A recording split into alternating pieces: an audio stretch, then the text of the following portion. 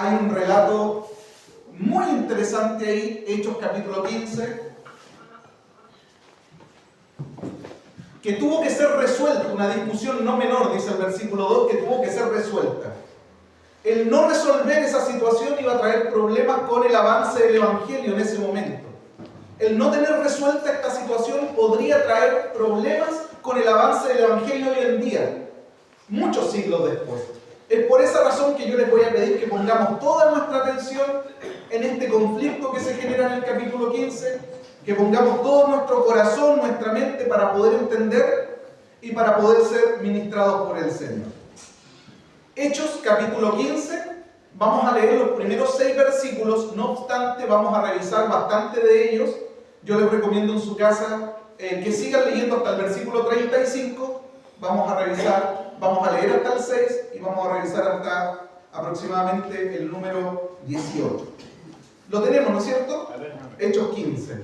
Leemos en el nombre del Señor, dice: algunos que llegaron de Judea enseñaban a los hermanos: si no se circuncidan conforme al rito de Moisés, no pueden ser salvos. Estoy leyendo la Nueva Traducción Viviente.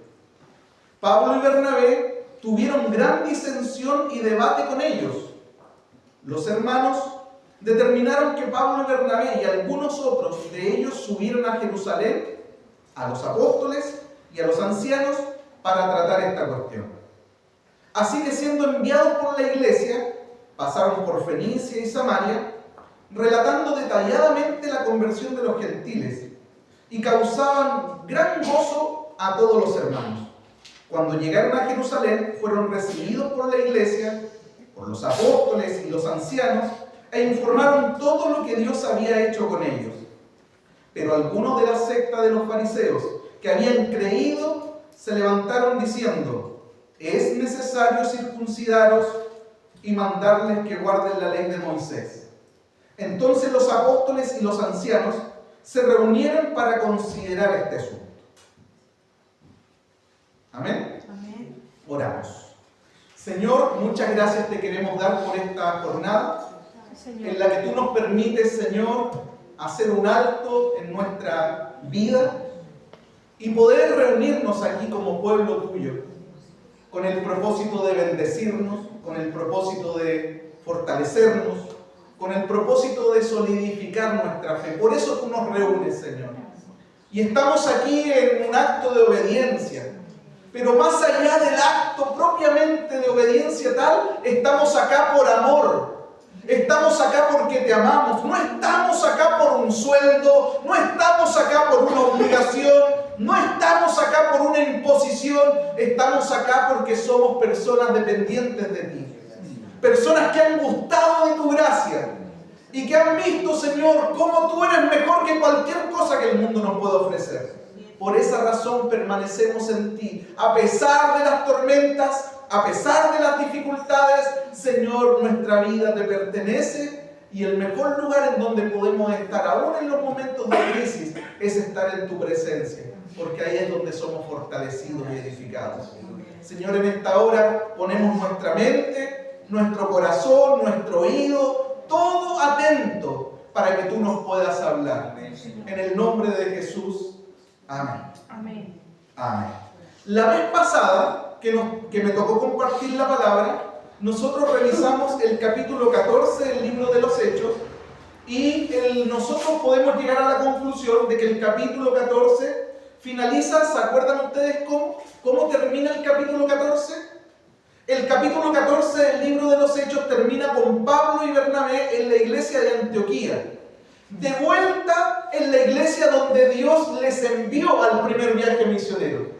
Ellos durante el capítulo 3, el capítulo 14 dieron la vuelta completa. Se devolvieron ratificando la fe de los hermanos, estableciendo ancianos, estableciendo equipos pastorales, y ahora al final del capítulo 14 nosotros encontramos a Bernabé y a Pablo tremendamente gozosos en la iglesia de Antioquía, dando testimonio acerca de las grandes cosas que Dios había hecho con ellos en el primer viaje misionero. encontramos a Bernabé y a Pablo contándole a los hermanos cómo una gran cantidad de judíos están abrazando el cristianismo, y no solo eso, sino que también una gran cantidad de gentiles están viniendo a Cristo, a raudales, a granel.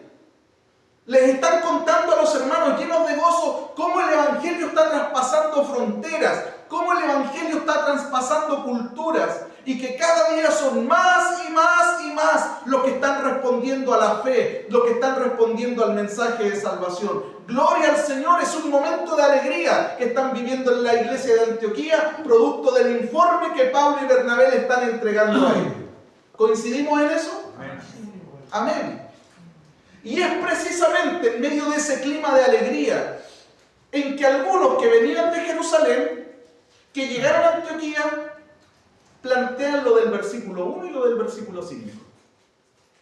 Es en medio de esta conversión masiva de gentiles que se provoca la discusión que nosotros vamos a encontrar en el capítulo 15.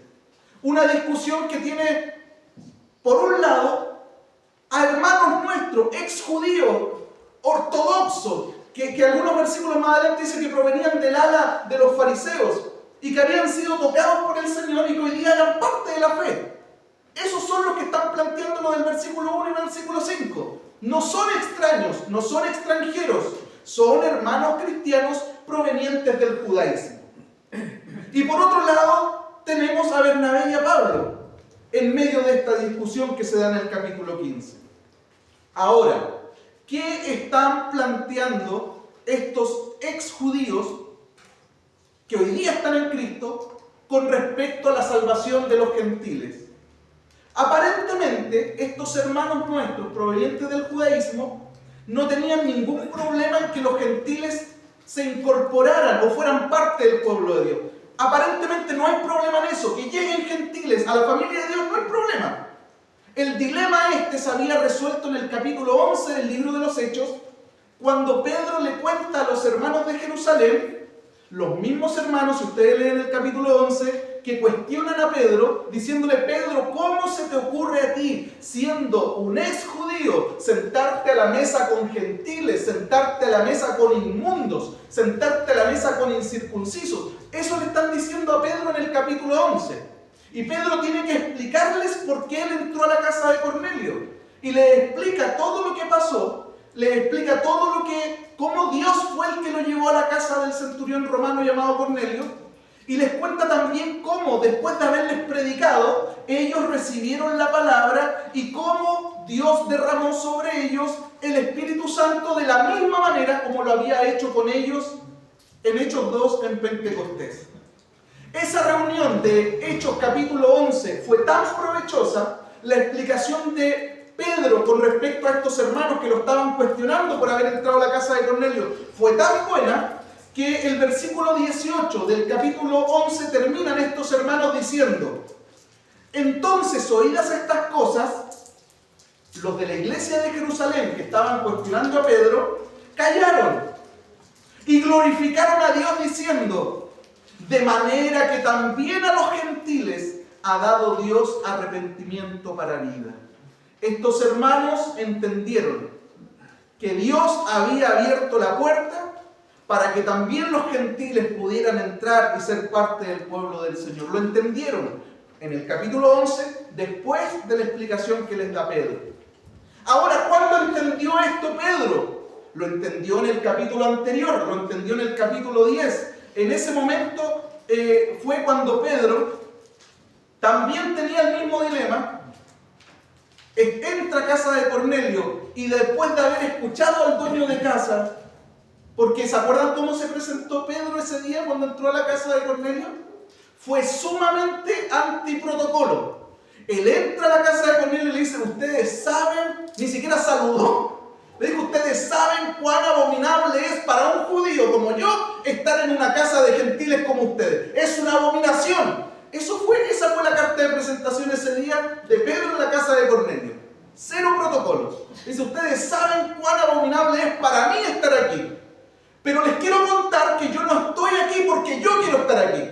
Yo estoy aquí porque Dios me mandó a estar aquí. Luego que hace esa introducción, Cornelio le explica todo el procedimiento que había vivido antes de mandarlo a buscar. Dice: Pedro, yo a ti no te conozco, yo estaba en oración, el Espíritu me dijo que tenía que mandar a gente de mis soldados a buscarte, y tú estás acá porque Dios quiso que tú estés acá. Ahora, después que Pedro escucha a Cornelio toda esta disertación, a Pedro se le produce el clic. ¿Por qué? Porque él entiende que está ahí porque Dios lo llevó. Pero también entiende y une los puntos cuando él estaba en la azotea, en la casa de Simón el curtidor, cuando entiende que Dios tuvo que bajar el lienzo 3 veces para hacerlo entender a Pedro de que no estaba hablando de comida, sino que para hacerlo entender de que estaba hablando de personas. Y es ahí donde se le provoca el clic al apóstol Pedro, y él termina diciendo: en verdad comprendo que Dios no hace acepción de personas, sino que en toda nación se agrada del que le teme y hace justicia. Esta cuestión que Pedro entendió en el capítulo 10, es la misma que entendieron estos hermanos en la iglesia de Jerusalén en el capítulo 11, cuando Pedro tiene que explicarles.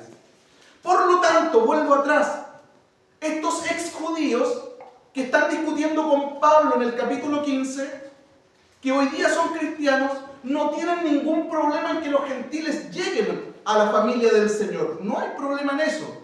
Y tal vez hasta podrían decir: estamos contentos de que estén acá. Estamos contentos de que sean parte del pueblo de Dios. El punto central es que nosotros queremos asegurarnos que estos gentiles entren por la puerta correcta a la salvación. ¿Y cuál es esa puerta correcta según ellos? La puerta correcta es que ellos tienen que circuncidarse, y la puerta correcta es que ellos tienen que guardar la ley.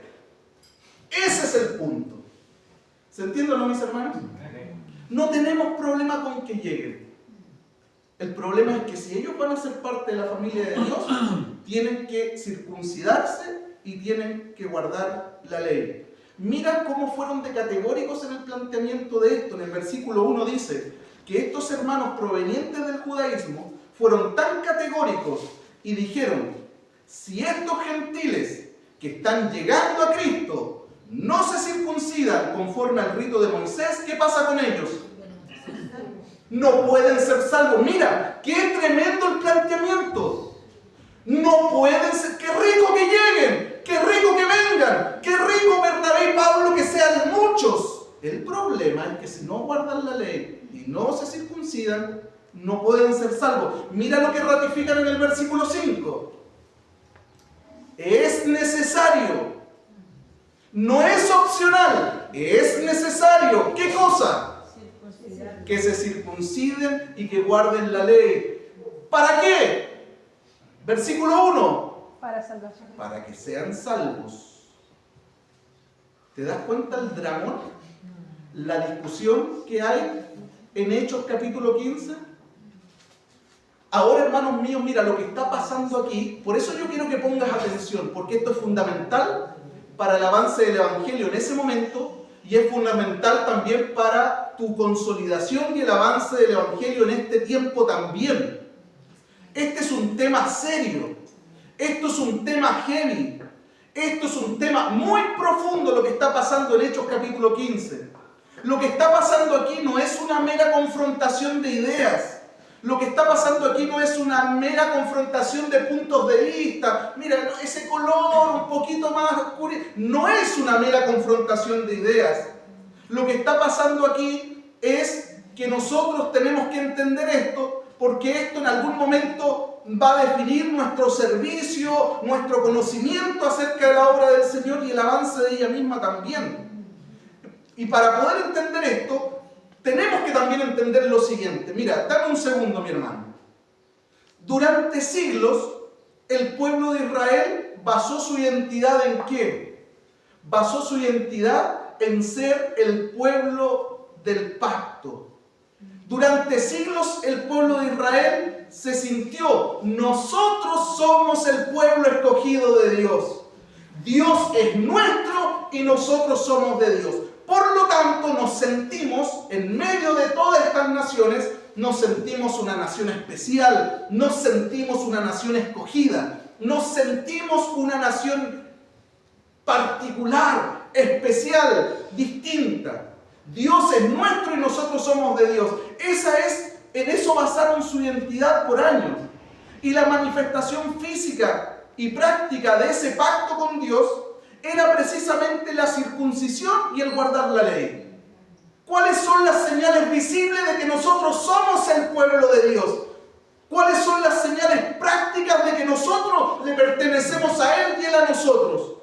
Las señales prácticas eran: hemos sido circuncidados y guardamos la ley. Y eso nos hace diferentes a todos. Por lo tanto, lo que estos hermanos ex-judíos están planteando es que si estos gentiles van a ser recibidos como parte del pueblo de Dios, que si estos gentiles van a ser recibidos como parte de la familia de Dios, ellos deben hacer lo mismo que nuestros antepasados han hecho por siglos. ¿Y qué es lo que nuestros antepasados han hecho por siglos? Circuncidarse y guardar la ley.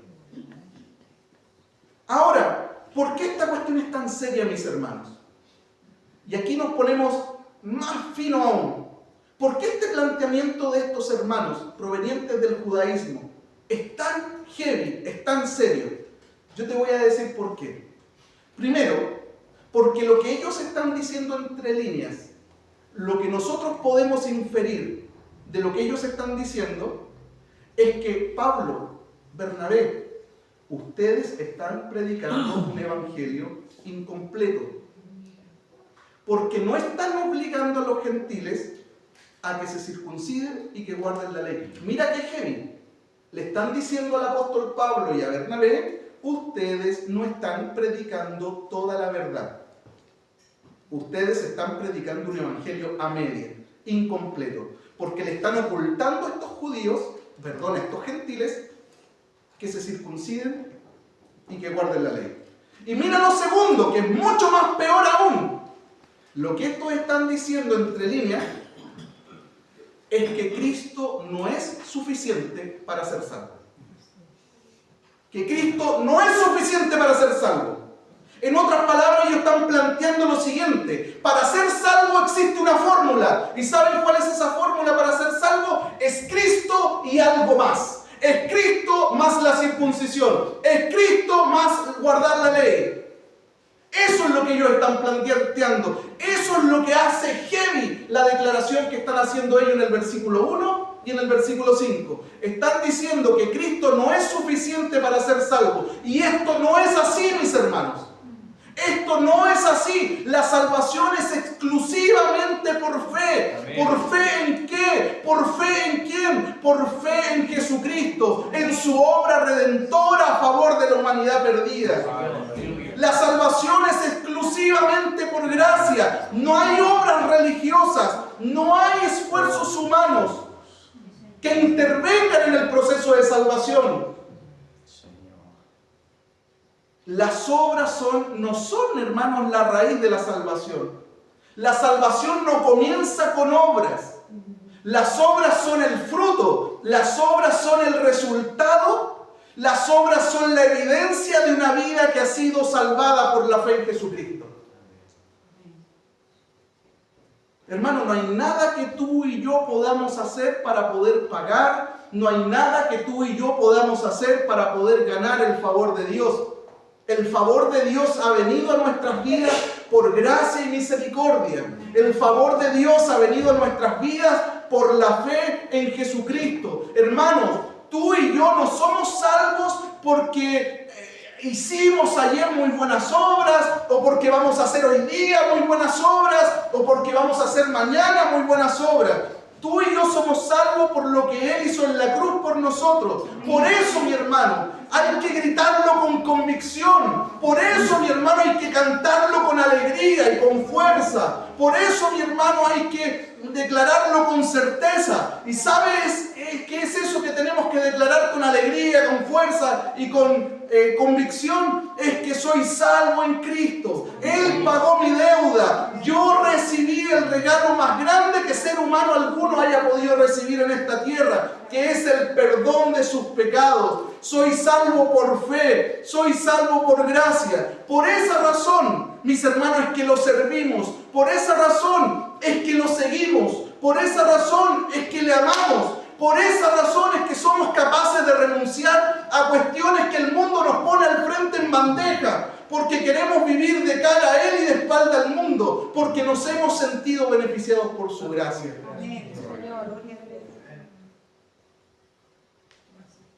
Mis hermanos, esta controversia de Hechos 15 fue tan grande en la iglesia de Antioquía, porque recuerden el contexto, ¿dónde se generó esta discusión? Esta discusión se generó en la iglesia de Antioquía. ¿En qué momento? Cuando Pablo y Bernabé están entregando este informe, en donde se están gozando de que en ese viaje misionero muchos gentiles llegaron a la iglesia, muchos gentiles aceptaron a Cristo por la fe. Y ahí aparecen estos judaizantes provenientes de Jerusalén, diciéndoles: ustedes no le están predicando un evangelio completo, ustedes han omitido que ellos tienen que guardar la ley y que tienen que circuncidarse. Y ahí es donde el apóstol Pablo y Bernabé se oponen fervientemente a eso. El versículo 2 dice que tuvieron una contienda no pequeña, dice la Reina Valera, ¿no? La Nueva Biblia de la América, la que leí yo, dice que tuvieron una disensión y debate, un gran disensión y debate.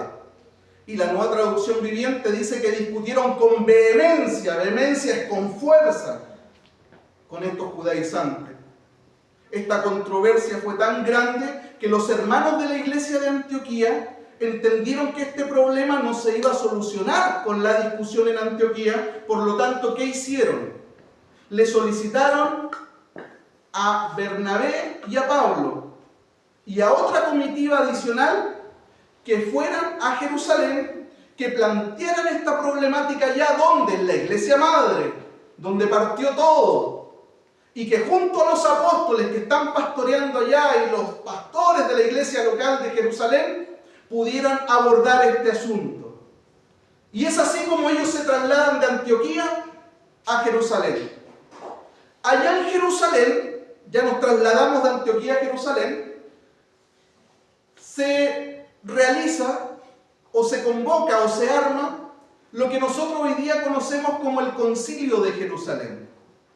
Es en ese concilio en donde se iba a tratar este tema serio, este tema heavy, este tema, como se lo he dicho en 2 ocasiones anteriores en esta predicación, que iba a ser decisivo para la misión de la iglesia, que iba a ser decisivo para la proclamación del Evangelio. ¿Dónde se aborda este tema? En la iglesia madre, con los apóstoles, con los pastores de Jerusalén. ¿Quiénes llegaron allá? Una comitiva enviada desde Antioquía junto a Bernabé y a Pablo. Y obviamente también estos judaizantes. ¿Qué pasó en Jerusalén, mis hermanos? ¿Van siguiendo la historia? Sí. Vamos bien entonces. ¿Qué pasó en Jerusalén? ¿Qué pasó en el concilio? Versículos 6 al 9. Entonces los apóstoles y los ancianos se reunieron para considerar el asunto. ¿Qué apóstoles, qué pastores, qué ancianos? Los de la iglesia de Jerusalén. Se reunieron para abordar ¿qué asunto? El asunto que está detallado en Hechos capítulo 15, en los primeros versículos que leímos, del 1 al 5.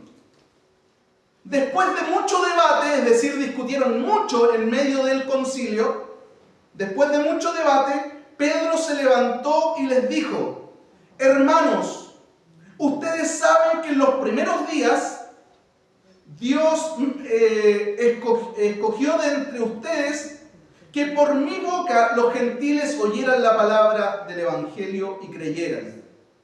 Dios, que conoce el corazón, les dio testimonio, dándoles el Espíritu Santo al igual que a nosotros. Y ninguna distinción hizo entre nosotros y ellos, purificando por la fe sus corazones. Mira, mi hermano, ese fue el discurso de Pedro. Y en ese discurso de Pedro hay 3 argumentos que son potentes. Y yo quiero que tú pongas atención a estos argumentos que Pedro da ese día cuando en el concilio él se pone en pie y toma la palabra. Primer argumento, versículo 7.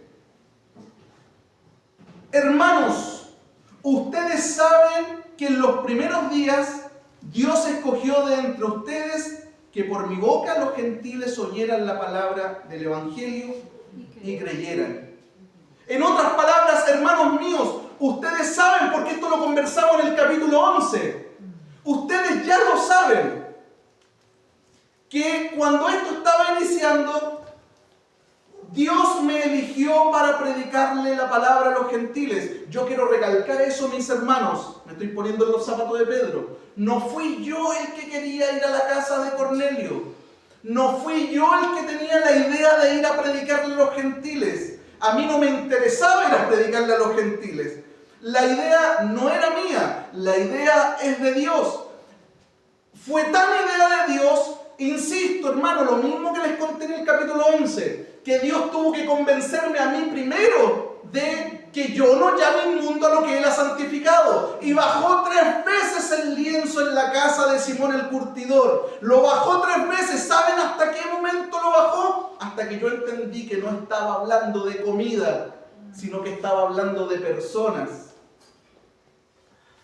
Por lo tanto, mis hermanos, el Evangelio, este fue el primer argumento de Pedro, el Evangelio no llegó a los gentiles en casa de Cornelio porque a este genio se le ocurrió o porque a este genio se le tuvo la gran idea. El Evangelio llegó a los gentiles porque Dios quiso que así fuera. Primer argumento. Segundo argumento, versículo 8. Dios, que conoce el corazón, les dio testimonio dándoles el Espíritu Santo al igual que nosotros. Ese es un argumento tremendo, mis hermanos. En otras palabras, Pedro les está diciendo, Dios es el que conoce los corazones. Y Dios dio testimonio ese día en la casa de Cornelio de que Él mismo los estaba recibiendo como parte de su familia. Él dio testimonio. ¿Saben cuál fue el testimonio que dio Dios públicamente? De que ese día, en esa casa, estaba recibiendo a estos gentiles como parte de su pueblo. ¿Saben cuál fue? Que derramó sobre ellos el Espíritu Santo. De la misma manera como lo derramó sobre nosotros en Hechos capítulo 2. Esa fue la evidencia de que Dios conocía los corazones de ellos y que esa conversión había sido una conversión genuina. Eso les está diciendo en el segundo argumento. Dios conoce los corazones, Dios los recibió y la muestra evidente de que los recibió es que descendió sobre ellos el Espíritu Santo. Tercer argumento de Pedro en ese ponerse en pie. Versículo 9. Y ninguna distinción hizo entre nosotros y ellos, purificando por la fe sus corazones. Tercer argumento. Dios no hizo diferencia entre ellos y nosotros, porque con ellos hizo lo mismo que con nosotros. Purificó nuestros corazones por medio de la fe. En resumen, mis hermanos, en otras palabras, Pedro les está diciendo, hermanos, a los del concilio, es evidente de que esto es una obra de Dios y que en ningún momento el Señor puso como requisito que estos hombres se circuncidaran o que guardaran la ley para recibirlos y salvarlos. Es evidente. Nunca puso Dios como requisito el traerlos a su reino que primero se circuncidaran o que guardaran la ley. Y remata diciendo en el versículo 10, mira lo que remata diciendo. Ahora pues, ¿por qué tientan a Dios poniendo sobre el cuello de los discípulos, es decir, sobre el cuello de estos gentiles, un yugo que ni nuestros padres ni nosotros hemos podido llevar por siglos? Ustedes quieren poner sobre el cuello de los gentiles un yugo pesado que ni siquiera nuestros padres por siglos han podido llevar, y ese yugo pesado es la ley. ¿Por qué quieren hacerlo ustedes hoy día con ellos? ¿Por qué quieren tentar a Dios poniendo sobre ellos esta carga? No lo hagamos, está argumentando Pedro en medio del concilio. Los gentiles han sido aceptados por Dios solo por la fe en Jesucristo. Nada más. Nada más. Pedro termina su intervención en el concilio. ¿Quién toma la palabra para decir, yo también quiero hablar? Bueno, Pedro remató diciendo lo siguiente antes que pasara el otro a hablar. Mira lo que termina diciendo Pedro. Creemos más bien que somos salvos por la gracia del Señor Jesús, de la misma manera en que ellos también lo son. En resumen, somos salvos por fe en Jesucristo. No es necesario imponerles un yugo pesado, como la circuncisión o como la ley, como están planteando nuestros hermanos provenientes del judaísmo. Pedro termina de hablar y ahora toma la palabra Pablo y Bernabé. Versículo 12. Toda la multitud hizo silencio y escuchaban a Bernabé y a Pablo que relataban las señales y prodigios que Dios había hecho entre los gentiles por medio de ellos.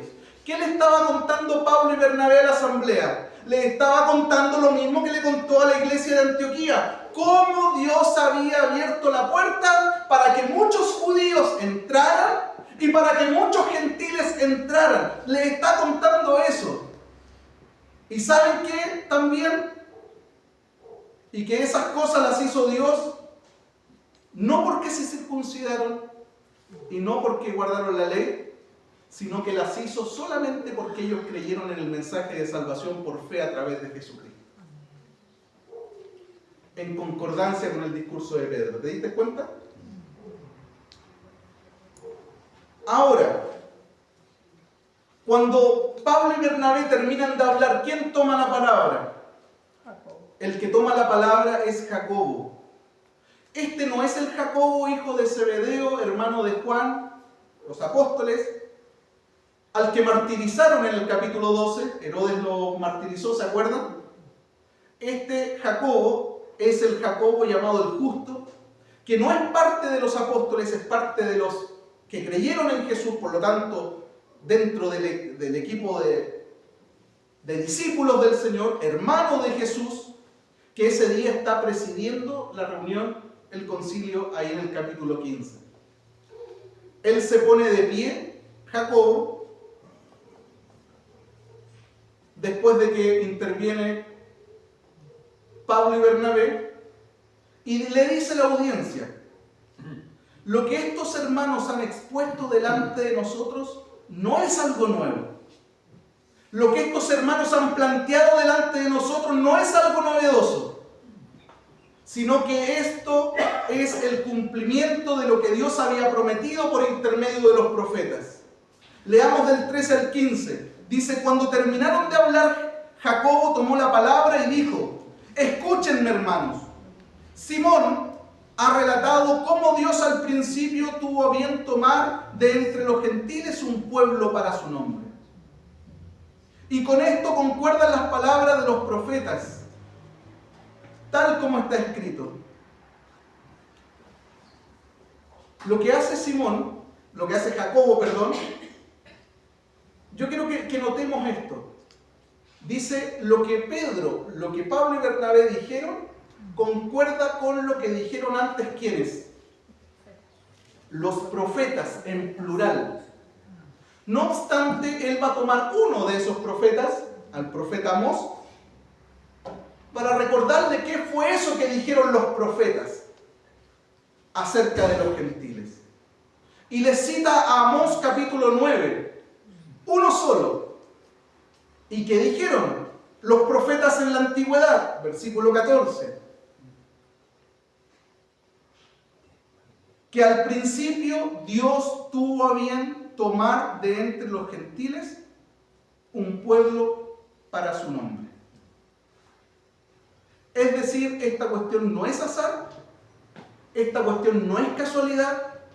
Siempre en el corazón de Dios ha estado poder tomar a los gentiles y hacerlos parte de su pueblo. Siempre ha estado. Nunca han sido ajenos. Siempre ha estado en el corazón de Dios traerles. Y llegó el momento de traerles a ser parte del pueblo de Dios. Miren cómo era la cosa en el Antiguo Testamento. En el Antiguo Testamento, para contraponer al pueblo judío de cualquier otro pueblo pagano se utilizaban palabras diferentes.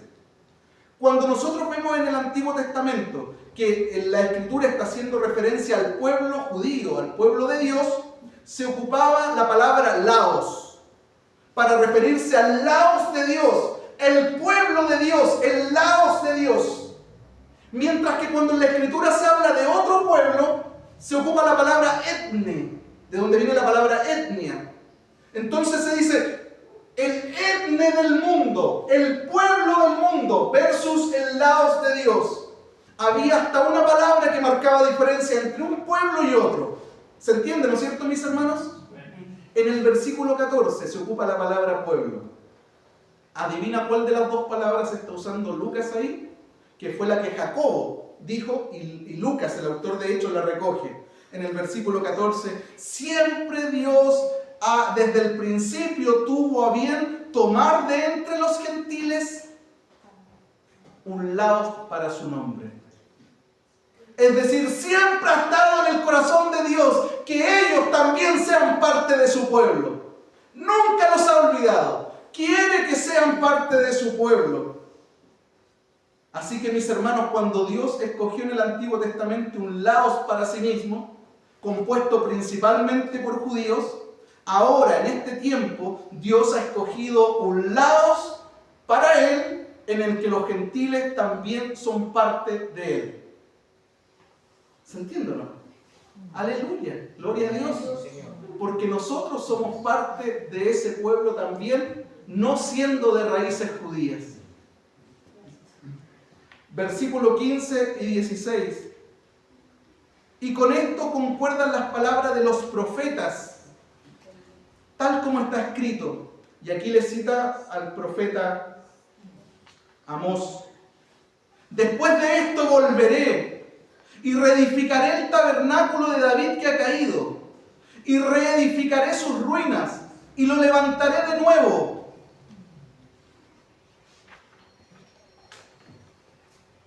La pregunta es, o antes de responder esa pregunta, ¿a qué está haciendo referencia Amós aquí con esa profecía? Hermanos, en tiempos de Jesús, la casa de David estaba en ruinas. ¿Quiénes eran los que dominaban? Los que dominaban eran los romanos. David ya no tenía descendiente en el trono. La casa de David estaba en ruinas. La casa de David estaba desierta. Y mira lo que dice el Señor con respecto al trono de David. En el versículo 16. Dice, yo mismo voy a ir, yo mismo voy a venir, yo mismo lo voy a reedificar, yo mismo lo voy a reparar y yo mismo lo volveré a levantar. ¿Qué cosa? El trono que está destruido de David. Y la pregunta es, ¿para qué lo quiere restaurar el Señor? ¿Para qué lo quiere reedificar el trono destruido, caído de David? Versículos 17 y 18. Para que el resto de los hombres busque al Señor y todos los gentiles que son llamados por mi nombre. Dice el Señor que hace saber todo esto desde tiempos antiguos. Es decir, yo voy a reedificar el tabernáculo caído de David para que hoy día no sea solo un pueblo el que esté delante de mí, sino que sean todos los pueblos, todas las tribus, todas las etnias puedan reconocerme como Señor, como Dios y como Padre. Amén. Aleluya. Ese es el mismo argumento que cita Pedro en Hechos 2, en el discurso en Pentecostés, cuando le dice a los fariseos que están ahí, cuando les dice lo siguiente: Dios le prometió a David, Dios le hizo una promesa a David, antes que David muriera, que levantaría a uno de su descendencia, para que se siente en el trono que él hoy día está ocupando. Antes de que David muriera, Dios le prometió: David, no te preocupes, yo voy a levantar a uno que se siente en tu trono. Y les remata diciendo a esos judíos: ¿saben quién es ese descendiente de David que Dios levantó para que se siente en el trono de David? ¿Saben quién es? Y les dice: Jesús, al que ustedes crucificaron y mataron. A ese Dios le ha hecho Señor y Cristo. ¿Se acuerdan que eso fue lo que le dijo Pedro?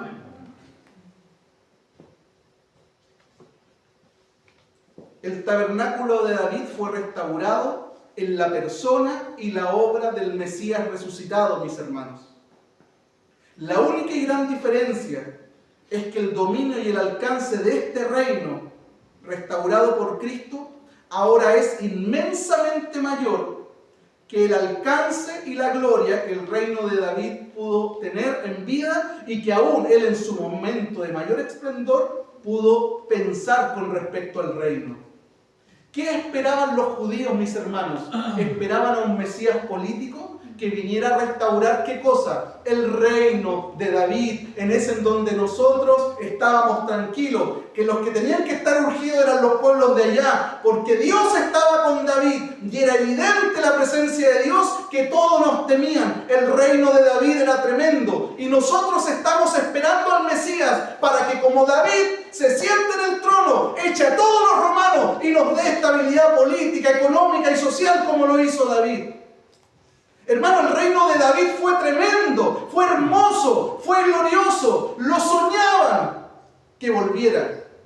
Pero este reino del descendiente de David, el reino de Jesús, es 1000 veces mejor que el reino de David en alcance y en profundidad, porque ahora están incluidos todos los pueblos de la tierra. Todos los pueblos de la tierra. Versículo 17, para que el resto de los hombres busque al Señor y todos los gentiles que son llamados por mi nombre me busquen a mí. Este pueblo de Dios restaurado, renovado, unificado, está compuesto no solo por judíos, sino que está compuesto por hombres y mujeres de toda tribu, de toda lengua y de toda nación, que se han sometido voluntariamente al señorío de Cristo y que ahora lo reconocen como el Rey de sus vidas. Hermano, tú y yo somos parte de este pueblo. Déjenme finalizar con esto, mis hermanos. Ya comienza a sonar el piano de fondo. En el versículo 14, Jacobo dice: Dios visitó a los gentiles. ¿Para qué? Para tomar pueblo para su nombre. ¿Y cómo lo visitó? ¿Cómo lo visitó? Lo visitó por intermedio de sus obreros. Los visitó por intermedio de sus instrumentos. Los visitó a los gentiles por intermedio de Pedro. Los visitó a los gentiles por intermedio de Pablo. Los visitó a los gentiles por intermedio de Bernabé. Y hoy día los sigue visitando por intermedio de su iglesia. Cuando la iglesia hace la labor misionera, cuando la iglesia hace la labor evangelística, es Dios mismo visitando a aquellos que quiere traer para su reino. No somos nosotros yendo a buscar a las personas, es Dios mismo visitando a las personas para poder tocar sus corazones y traerles a su pueblo. Dios visitó a esos gentiles por intermedio de sus instrumentos y Dios sigue visitando el mundo por intermedio de sus misioneros, por intermedio de sus evangelistas y por intermedio de su iglesia. Hermano, si hay algo que alegra el corazón de Dios, es justamente cuando encuentra una familia misionera que está dispuesta a irse hasta lo último de la tierra para que alguien que no lo conoce lo pueda conocer. En la esencia del corazón de Dios están las misiones. En la esencia del corazón de Dios está el evangelismo. Y si hay algo que la iglesia quiere hacer que agrade el corazón del Señor, es hacer evangelismo y es hacer misiones. Porque es la esencia de Dios, Dios visitando al perdido para que el perdido sea parte de su familia. Lo hizo por sus instrumentos, lo sigue haciendo por su iglesia.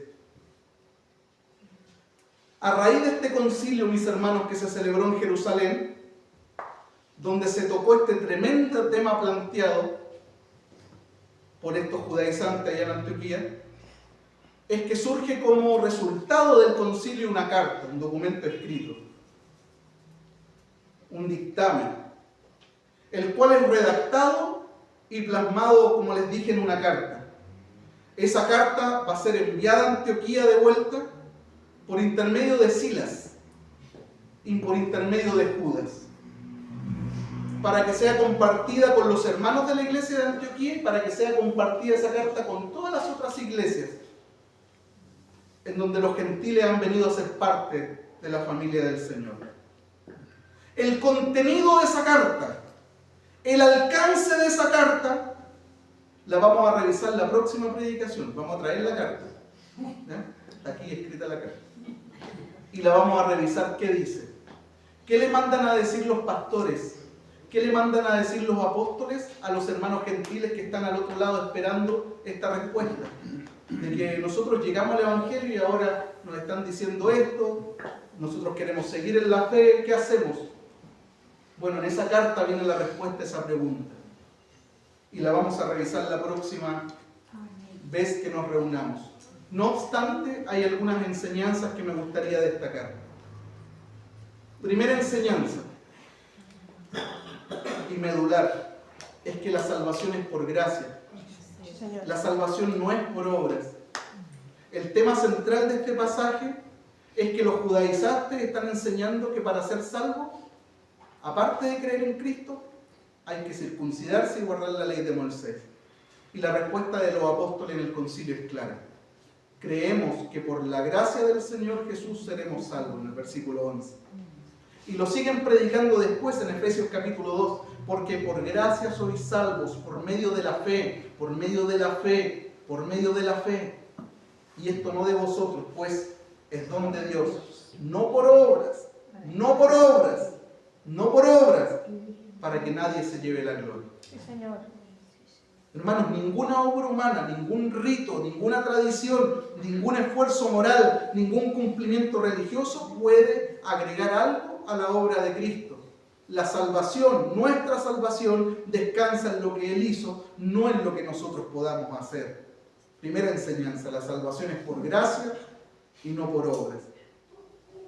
Segunda enseñanza, mis hermanos, los problemas doctrinales deben enfrentarse, no ignorarse. En el versículo 2 dice que hubo una gran discusión y contienda, no pequeña. Los apóstoles no minimizaron el error doctrinal de los judaizantes. La iglesia no dijo, bueno, que cada uno haga lo que quiera, total estamos recién partiendo, acomodémonos. Bueno, mientras estemos todos juntos, ¿qué más da? Que uno crea A, que otro crea B, que otro crea C. No, mis hermanos. Los problemas doctrinales deben enfrentarse y no ignorarse. La unidad cristiana no significa evitar estos temas difíciles. Cuando una enseñanza amenaza el corazón del Evangelio, debe ser examinada y abordada bíblicamente antes de que esa enseñanza errónea cause estragos en medio del pueblo. Y así lo hicieron Pablo y Bernabé. No dejaron que estos judaizantes, y ojo con esto, estos judaizantes llegaron a Antioquía diciendo, ustedes lo pueden chequear cuando leen el capítulo 15, nos mandó Jacobo.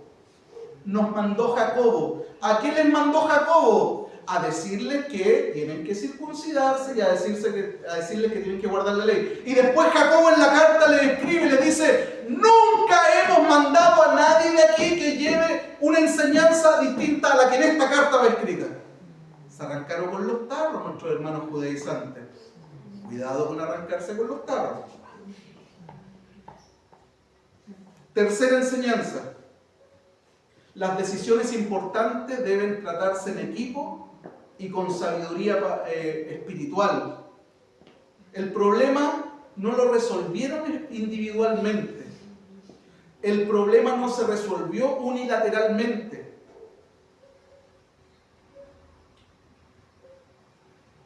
Se reunieron los apóstoles, se reunieron los ancianos, que son los pastores de la iglesia en Jerusalén, se reunieron los comisionados desde Antioquía, hubo diálogo, hubo testimonio, hubo reflexión bíblica, hubo dirección de parte de Dios para poder resolver el asunto. ¿Te das cuenta? Dios bendiga cuando en una iglesia haya un equipo pastoral. Dios bendiga los equipos pastorales de todas las iglesias locales del mundo, porque serán ellos principalmente los que Dios usará para decidir cuestiones importantes.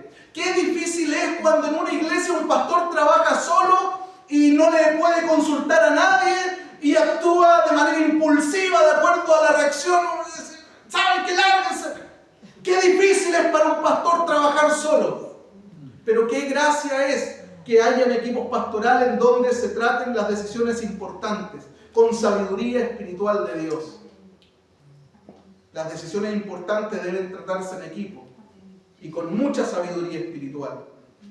La cuarta enseñanza, que toda experiencia debe evaluarse a la luz de las Escrituras. Toda experiencia debe evaluarse a la luz de las Escrituras. Después de escuchar los testimonios de Pedro, de Pablo y Bernabé, ¿qué hizo Jacobo? ¿Qué hizo Santiago? Apeló a las Escrituras del Antiguo Testamento, apeló a los profetas, citó a Amós para demostrar que lo que los hermanos estaban diciendo acerca de los gentiles concordaba con lo que Dios decía y pensaba con respecto a los gentiles, ¿o no? Toda experiencia siempre tiene que pasar por el sedazo de la Escritura. Cuidado con los que sueñan, cuidado con los que ven cuestiones y que no están de acuerdo a las Escrituras. Todo debe pasar siempre por el sedazo de las Escrituras. Fue lo primero que hizo Jacobo. Escuchó a Pedro, escuchó a Pablo, escuchó a Bernabé y luego dijo, sí, lo que estos hermanos están diciendo concuerda con todos los profetas. Yo les voy a citar solo uno, Amós. Lo que ellos están diciendo acerca de la experiencia vivida con los gentiles es lo mismo que Dios piensa y siente con respecto a los gentiles. Y lo último, Dios tenía un plan desde antes para alcanzar a todas las naciones. Santiago, Jacobo, demostró que la conversión de los gentiles no fue un acto de improvisación divina, sino que era parte del propósito eterno de Dios, el de salvar a toda la humanidad. Y que Dios nos ayude a poder continuar con ese propósito eterno de Dios, que es que muchas personas, no importa la etnia, no importa el lugar, no importa la raza, no importa el país de procedencia, puedan ser parte del laos de Dios, de la gran familia del Señor. Amén. Póngase de pie por un instante. Ya nos vamos a retirar.